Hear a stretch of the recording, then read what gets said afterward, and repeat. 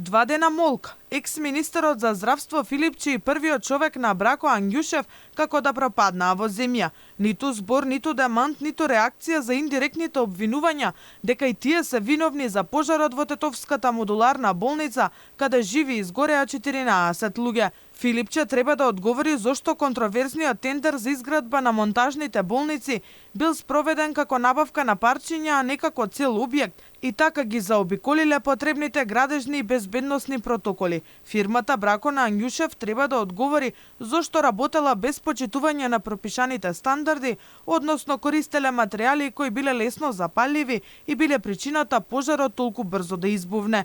Алфа се обрати до Филипче и до Ангјушев, но одговор не добивме.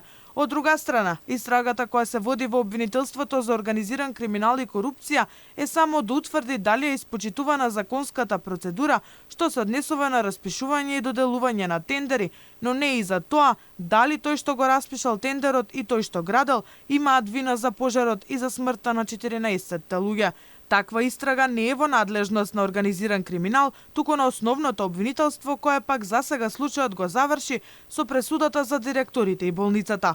Алфа неофицијално од своји извори дознава дека во обвинителството за организиран криминал се размислувало после пожарот да се отвори истрага и против Филипче Ангјушев за префабрикуваните модуларни болници, но под политички притисок таа истрага никогаш и не започнала.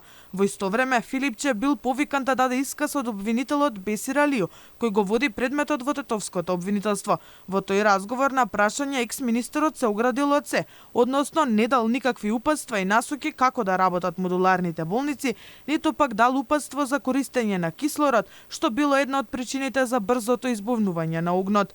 На прашање на јавен обвинител дали министерот за здравство има издадено упатство по однос на употребата на кислородот во модуларните болници, истиот одговори: не, за тоа се одлучуваше секој директор на болницата соодветно. Во истиот исказ Филипче тврди дека Министерството за здравство имало стручњаци кои давале насоки какви контењери и материјали да бидат користени, но никој од нив не беше во предметот за пожарот во Тетовската модуларна болница.